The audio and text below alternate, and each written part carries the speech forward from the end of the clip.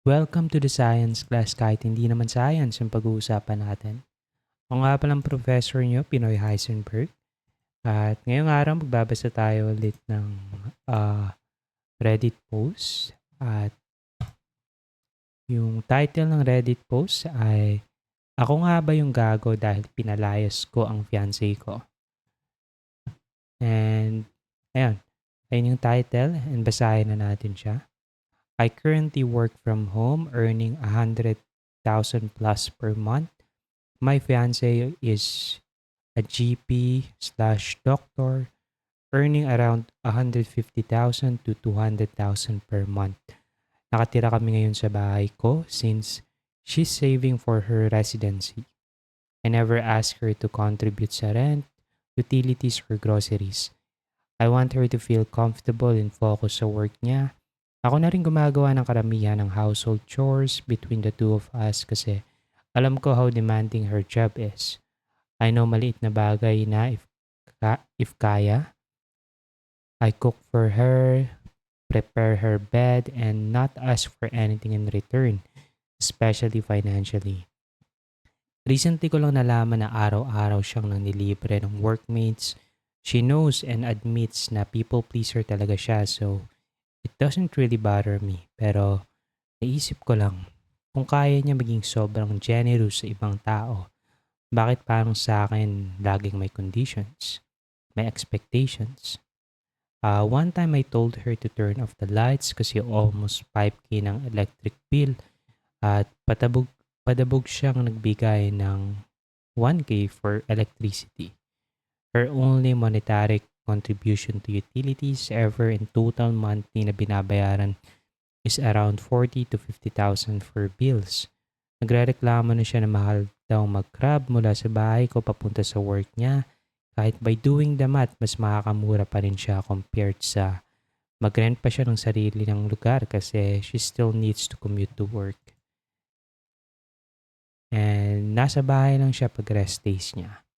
Pero isang beses na she had a good night's sleep and wala namang trabaho that day, I asked her to wash the dishes. Nagalit pa siya at nagkaroon kami ng grabing away. Sinama pa niya yung nanay niya sa away, which I've told her before na dapat di na-involve yung family members pag may quarrels kami. This is the nth time she did this. Kanina nag-away kami ulit kasi kinikwento niya how she regularly treats her co-workers. Sinabi ko na I feel like she's so generous to other people pero bakit parang pagdating sa akin, parang may condition na she keeps track kung ano and magkano yung binibigay niya sa akin. Sabi ko sa galit na kung ganito lang palagi na lumayas na lang siya. Alam kong mali na sinabihan ko siya ng ganito pero gusto ko lang maramdaman na na-appreciate niya ako and the things I do for her. Gago ba ako kasi hindi ko yata naiintindihan ng stress at pagod ng trabaho niya bilang doktor. I know mali ang sinabi kong lumayas na lang siya pero at the same time, hindi ko mapigilang ma-hurt kasi parang hindi niya nakikita ang efforts ko as her partner. I feel like hindi kami partner the way she treats me versus how she treats others. Did knowing na regular yung treatment niya, anong treatment niya sa iba tapos sa akin may condition, pop the bubble. Napuno na ba ako? Gago ba ako for feeling this way? Sobra ba akong sensitive? So, I think personally, yung opinion ko ay hindi gago yung booster natin dahil kung isipin mo 100,000 yung ano niya, 100,000 per month yung salary ng booster natin and yung bills nila is nagpa-pile up or umaabot ng 40 to 50,000. So almost half or sabihin na natin 50% o close to 50% ng monthly salary niya is napupunta dun sa bills. On the other hand, yung fiancé niya na doctor is earning 150 to 200,000 which kung iisipin mo hatiin nila yung bills is pareho silang kaya naman nilang dalawa na hatiin yung bill or yung bills kung gusto talaga nila and hindi siya ganun kabigat considering na ganito yung salaries nila. And kung gusto talaga ng fiancé niya mag-contribute is kayang-kaya niya talaga mag-contribute. Kahit hindi na nga sabihin natin kahit hindi na half ng bills yung i-contribute niya, sabihin natin na lang, kahit 10 to 15,000 kung nag-iipon talaga siya for residency. Kasi alam naman natin na mahal talaga doktor, especially kung mag-residency ka na.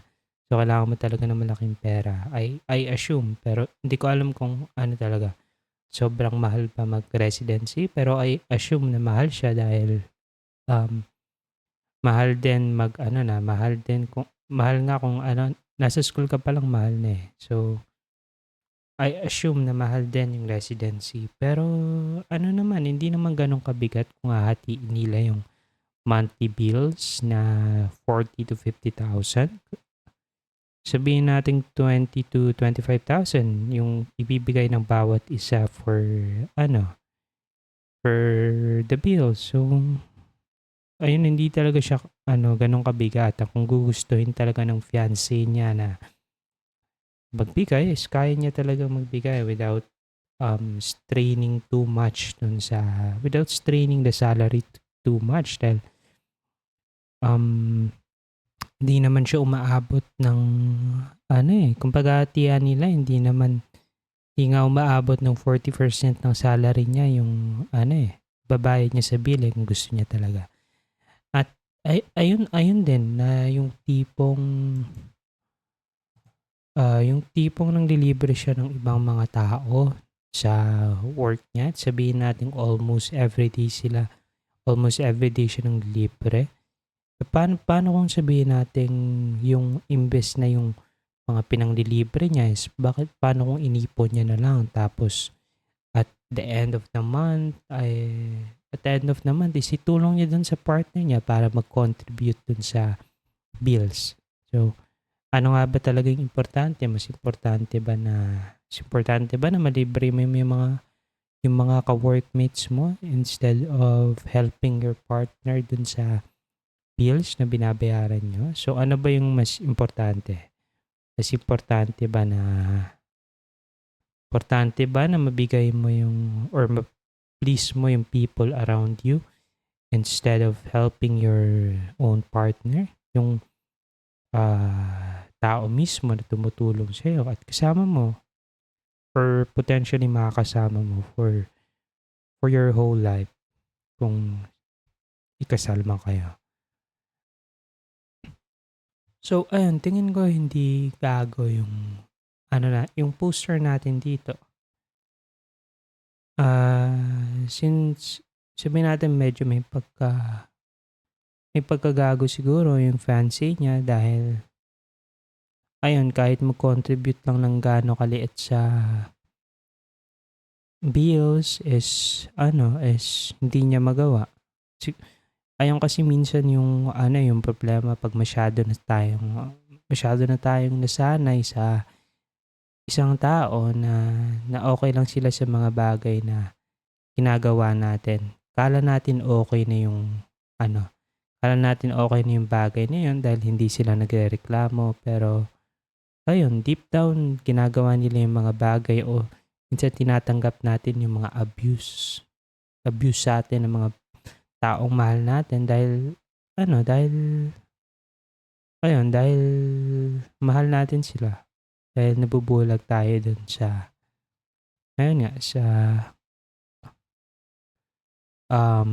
care natin para sa kanila o sa love natin para sa kanila. And in this case, sabihin na natin medyo nakakalungkot siya na nakakapikon dahil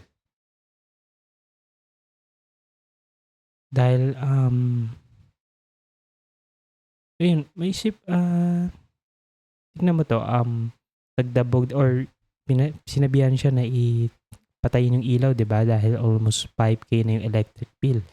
Nagdabog siya tapos yung binigay niya lang is 1K. So kung totoo to, medyo ridiculous siya dahil